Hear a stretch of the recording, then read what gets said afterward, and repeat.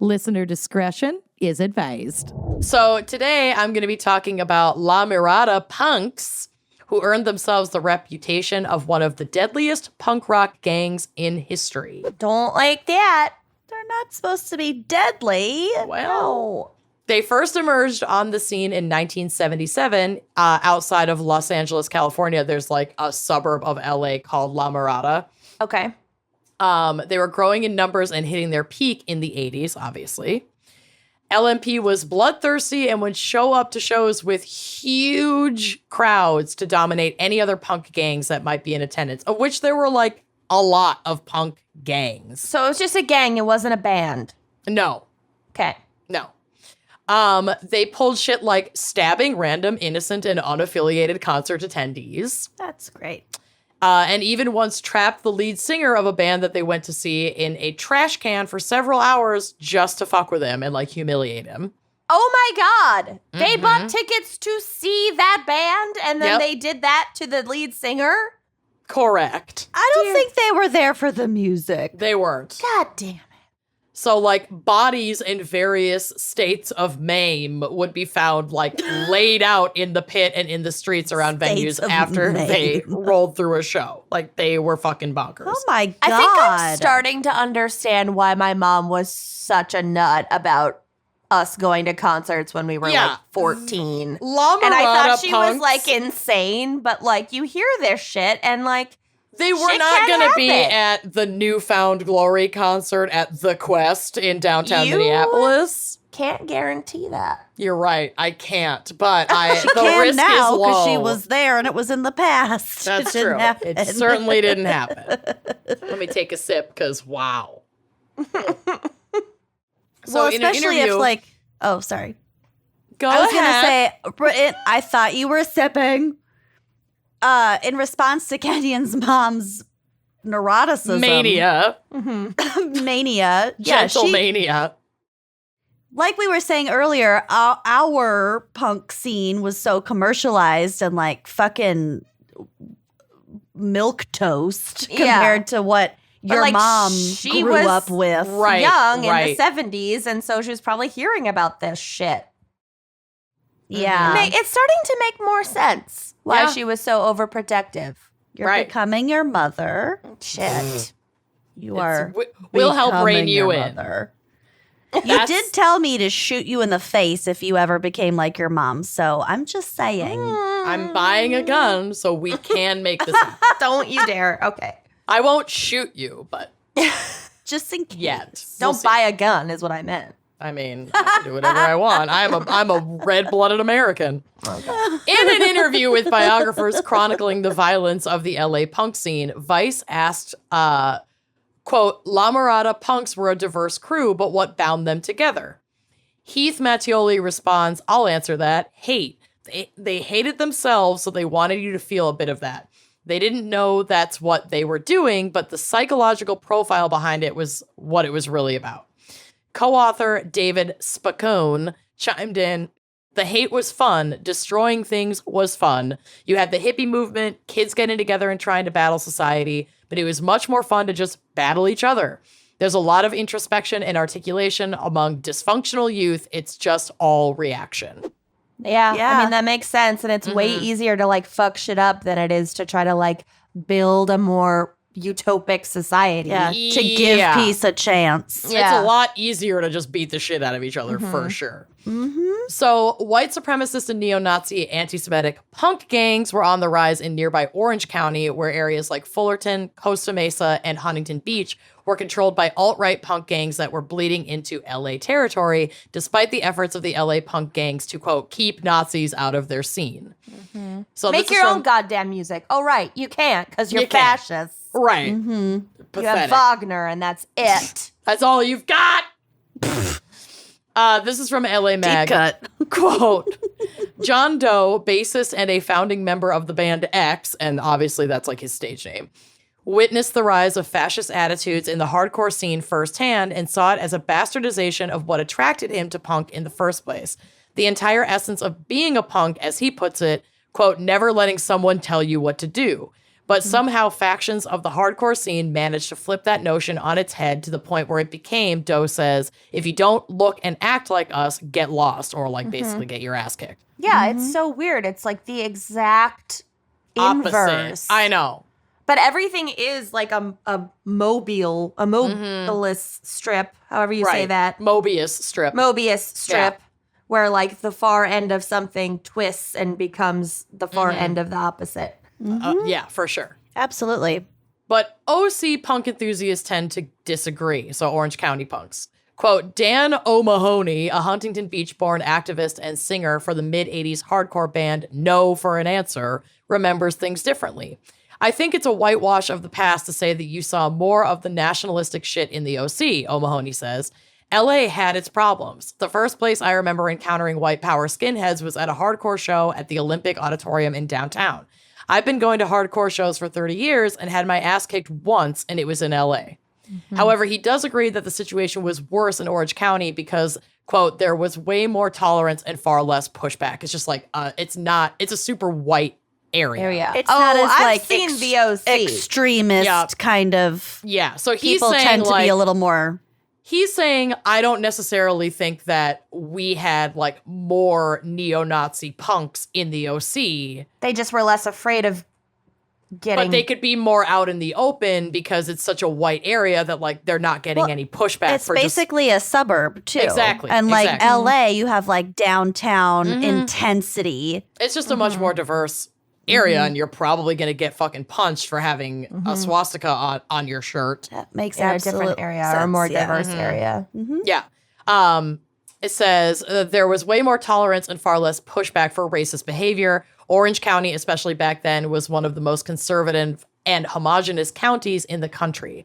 O'Mahony says, quote, the Klan openly rallied in the 70s in the OC. And this was the movement started in like 77 for punk. So like that was not very in the far past. 75. That was Yeah. right. But like that was very recent that the Klan was openly rallying in the OC. And he goes on to say, and Tom Metzger had an arm of the White Aryan Resistance or war out there, like out in the OC. I did not know about that, but okay. Yeah. Who's Fuck. Tom Metz? A white Sounds like a supremacist, Klan fucking person. neo-Nazi. Oh. Yeah. Yeah. I'm not gonna Context Google him. clues. I'm Yeah. not gonna Google him. Don't Fuck it. Google him. Our search histories are already bad enough. Oh, mine's totally fucked. I'll Google him. Okay. So a leader of the LMP gang, affectionately known as Frank the Shank, did time for attempted murder and opened up about his experience in the bloody punk gang in the book Disco's Out, Murders In, written by Mattioli and Spicone. Quote, as a kid growing up in the Los Angeles suburb of La Mirada, I'm burping because this is sparkling wine. Frank was routinely beaten by his alcoholic father, once even landing in the hospital where nobody asked any questions. Dad worked at a truck yard in Vernon where the boss was noted LA mobster Sam Sciortino. Nailed it. Scortino? Martin Scortino. Yeah. In 1979, Frank caught a hot brain load of Black Flag, the Sex Pistols, and the Germs. This is a quote. I wish I had come up with that. Brain load. I love that. And eventually connected his older half-cousins, conned his older half-cousins into taking him to his first show, the band X at the Whiskey A Go-Go at age 12. So he was part of like founding this gang, and it's like he started or like got really into it at a super fucking young age and ended up like a leader in this gang. Yeah. Also, circling back to Tom Metzger, he was the Grand Wizard in the 70s. Oh. Which like, I'm sorry, but they can't have Grand Wizard. No. Yeah. That's It's too too cool cool. of a term It's too for epic. the worst organization ever. You can't have it. And we're not going to let you have it because it's epic and you can't fucking have it. So, Oh, he's dead. Great. Yay! it's nice to get good One news. good thing to happen in 2020. This dude died Oh, that's fucking great. on election day. No, really? On November lucky. 4th. Oh, I love Or that. the day after. I think it was the 6th this year, whatever it changes. Either way, he's dead. He's gone. So, when Frank the Shank's older neighbor, who went by Santino, founded LMP. So Frank wasn't a founder, but it was founded like in his neighborhood by like his neighbor. LMP sounds like a bank, but Yes. Prudential. yeah. Las Mirada. LMP Prudential. Financial. Yeah. Frank was ready to join. Within a matter of months, he witnessed members of the gang stab a man to death at a show in Hollywood. In the book, many names and small details have been changed because the perpetrators of these murders, so in that book, Disco's Dead, Murder is in, many of the names of the people who did this violent shit have remained like left out or changed because there isn't a statute of limitations on like the types of violent crimes that they committed. Yeah. So Frank was like, I did some time, but I'm not going to fucking tell you like actual people's names because You can still get arrested for they can still get arrested. Like there's like I saw murder and committed and like at least attempted to commit murder. Yeah, his book would be testimony. Exactly. Yeah. So even Frank himself is unaware of the fate of many of his victims that he'd beaten or stabbed in the mosh pits. Jesus. He was only 18 when he was arrested for attempted murder, and this was all it took for him to walk away from the punk gang scene. The day he left jail, he left the scene forever, went on to raise 2 boys, and work for a private Christian university in Southern California. That is quite the 180. Mm-hmm.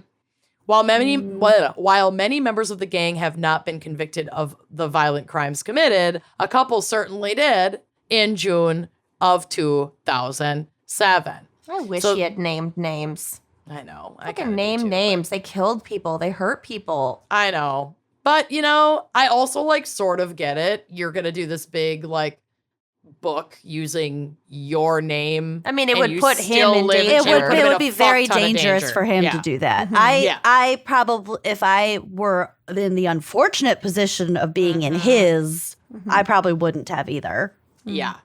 So this next chunk of my case is like almost, it's a massive quote from the court document on this case because it was like, when I read it, I was like, what the fuck? So I just copied it in and I'm just going to go over it because it wasn't even, it makes no sense for me to try to change a court document. This is from the court document. Okay.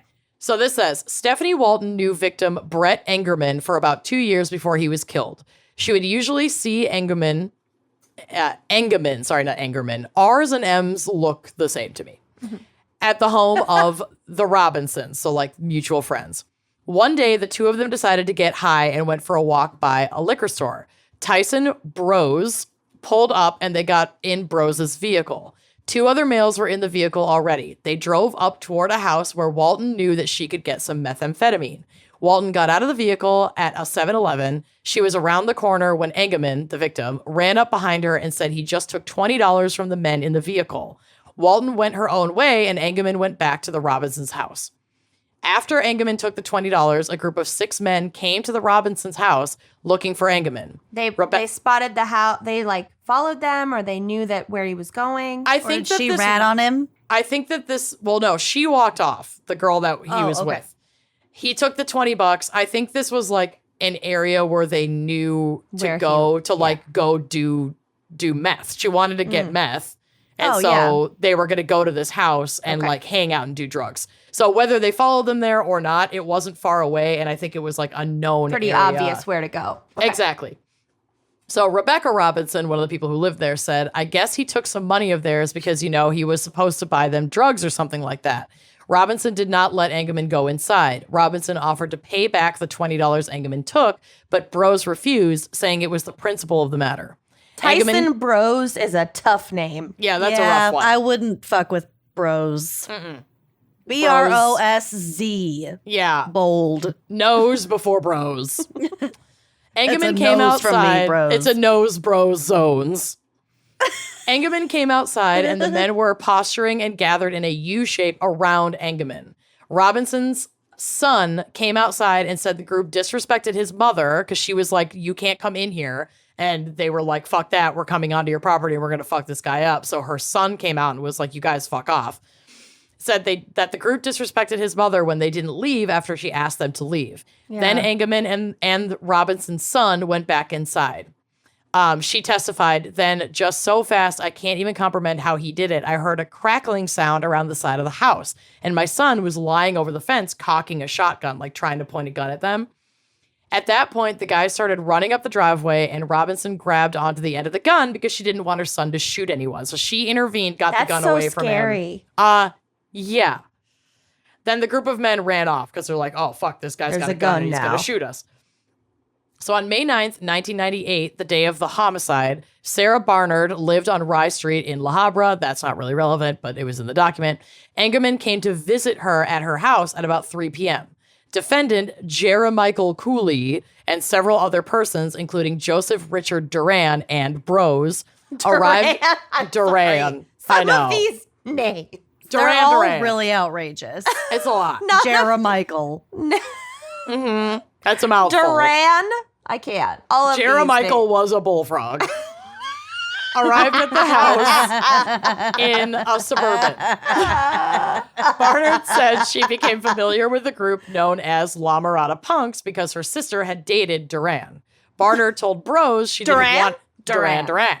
I don't know why that triggers you so much. It's a pretty common last name. It's pretty common. With Tyson Bros. Jeremichael was a bullfrog, and also Duran. Robinson's son. That we've said like 4 times. Robinson's son. Court documents are not like a beautiful woven tale. They're just the facts. It's like Amanda's reaction to Abernathy in Yes. that one special thing. She lost her mind. That made more sense than how much you're losing it over Duran. Duran is common. Abernathy is not common.